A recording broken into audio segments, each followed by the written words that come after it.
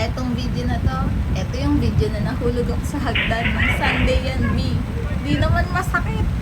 Nakahawak lang ako sa alulod, kaya nasugatan ako kasi matalib yun. Yero yun, diba?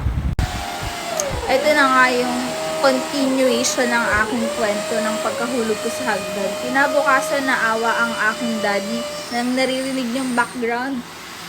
Tatay ko yun, ginagawa niya yung hagdan. Kinabukasan, tinanggal niya agad yung nasirang hagdan, tapos papalitan niya sana agad. Bumili na siya ng bakal na ipapamalit niya, tapos dun pa din niya ilalagay yung hagdan. Sabi ko, i-transfer na niya dito sa kabilang side. Bumili siya, hindi siya sa akin ng hingi ng pera. Ganun ako alam ng daddy ko. Tipid. Papakita ko sa inyo, eto siya.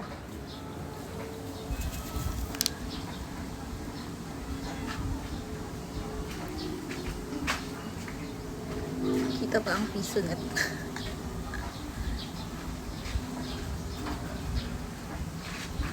Nakita nyo naman, ino-OT pa niya. Anong oras na mag-aalas 6 na ginagawa pa rin niya. Tapos, eto pa, hindi pa dyan natatapos. Ganun yung malalaman kung gaano ko kalab ng aking family.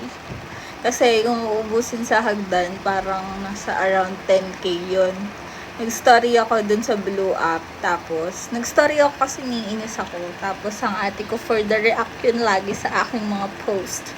Nag-chat siya. Tapos, nagpadala siya ng papagawa ng hagdan. Hindi nyo kaya. Yung pinadala niya, halos 1,000 na lang yung idadagdag ko dun sa computation namin. 1,000 na lang idadagdag ko. Sagot ang aking problema. Maraming salamat naman sa aking daddy at sa aking ate.